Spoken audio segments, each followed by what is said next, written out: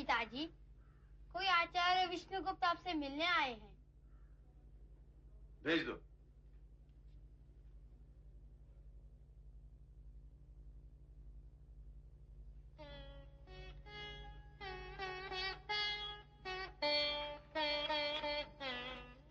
आइए आचार्य।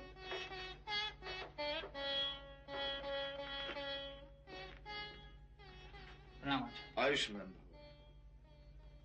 आओ, यहाँ बैठो। मैं यही ठीक हूँ आचार्य। ऐसा कैसे हो सकता है?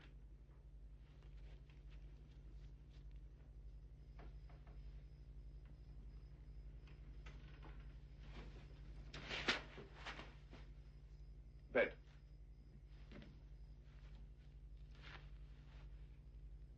असमय कष्ट देने के लिए मैं आपसे क्षमा चाहता हूँ आचार्य, पर आपसे मिलना मेरे लिए अनिवार्य था, इसलिए मैं। कोई बात नहीं विष्णुगुप्त, पर मुझे नहीं लगता कि मैंने तुम्हें पहले कभी देखा हो।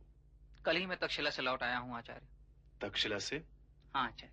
कहीं तक्षशिला गुरुकुल से तुम्हारा कोई संबंध तो नहीं है? तक्षशिला गुरुकुल में मैं राजनीति शास्त्र का अध्यापक था, पर मातृभूमि मेरी पाटलिपुत्र ही है। आचार्य, आप यहाँ बैठिए। मैं योग्य स्थान पर ही बैठा हूँ आचार्य, कृपया आप संकोच न करें। तो आप पाटलिपुत्र के ही निवासी थे? हाँ आचार्य। तब तो संभवतः मैं आपके पिता को जानता होऊंगा। क्या नाम है आपके पिता का? आचार्य चणक। आचार्य चणक। कहो, कैसे आना हुआ विष्णु?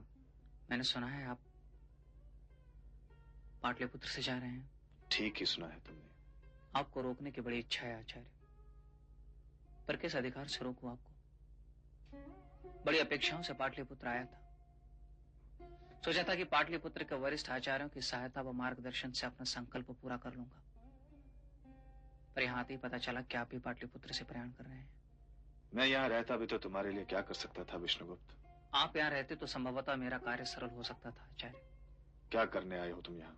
सोचकर तो बहुत कुछ आया था।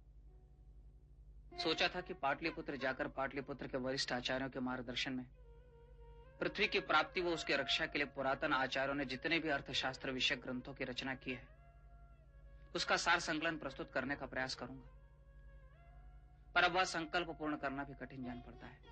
तुम्हारा संकल्प पूर्ण हो भी गया तो उससे क्या होगा विष्णुगुप्त? एक ग्रंथ की रचना तो हो जाएगी, पर उसका पालन करेगा कौन? किसे यहाँ शास्त्रों की परवाह है जो शास्त्रों का सम्मान करे? जहां परंपराओं का कोई मूल्य नहीं, वहां तुम पुरातन आचार्यों के विचारों से अवगत कराने के लिए एक ग्रंथ का निर्माण करना चाहते हो। क्यों तुम व्यर्थ में श्रम करना चाहते हो? आचार्य, मैं जानता हूं कि अंधकार का साम्राज्य बहुत बड़ा है। शास्त्रों सूर्यों का तेज भी उसे नष्ट करने में असमर्थ होता है। फिर भी एक सामान्य सा दीपक अंधेरे से बुझते दम तक जूझता रहता है, इसलिए कि वही उसका धर्म है। मैं जानता हूं कि पाटलिपुत्र में अब शास्त्रों का अपमान होता है, पर शास्त्रों की रक्षा करने का दायित्व किसका है? सत्ता, सामर्थ्य और वैभव ने परंपराओं की अवहेलना की तो क्या आचार्य भी अपनी परंपराओं को छोड़ देंगे जिसकी रक्षा करने का दायित्व हमारे स्कंधों पर है?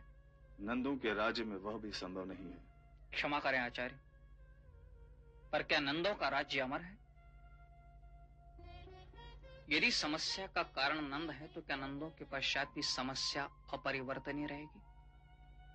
और यदि चुनौती परिस्थिति जन्य परिवर्तनों ने दी है तो क्या उसका उत्तर पाटलिपुत्र से प्रयाण हो सकता है? संभव है कि उन्हें आपके शास्त्रों में आस्था ना हो, इससे आपकी अपने शास्त्रों के प्रति आस्था विचलित क्यों हो रही है? यदि प्रमाणित करना चाहते हैं आप अपने ही शास्त्रों की श्रेष्ठता, तो आपको अपने शास्त्रों के अनुसार जीकर दिखाना होगा। समय के आघात का उत्तर समय के द्वारा ही दिया जा सकता है आचार्य। फिर आप इतने हताश क्यों हैं? क्या तुम मुझे समझाने का प्रयत्न कर रहे हो? मैं तो आपके पास मार्गदर्शन की अपेक्षा से आया हूं आचार्य, और अपने स्वार्थ के लिए आपको रोकने का प्रयत्न कर रहा हूं। आचार्य कहेंगे तो मैं चला जाऊंगा, पर इतना अवश्य कहना चाहूंगा कि भाई यदि बल से हो तो निर्बल अपने शास्त्रों की रक्षा नहीं कर पाएगा, और इसके लिए प्रयाण की नहीं पराक्रम की आवश्यकता है।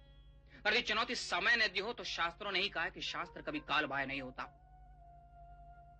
दोनों ही स्थितियों में परीक्षा हमारी है आचार्य। हमें शास्त्रों को आधार देना है तो फिर स्थितियों से पलायन कैसा?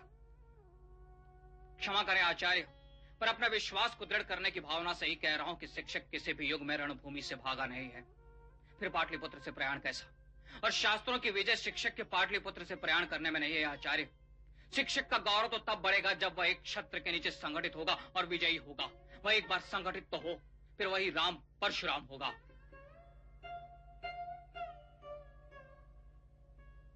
अब मुझे आज्ञा दीजिए आचार्य।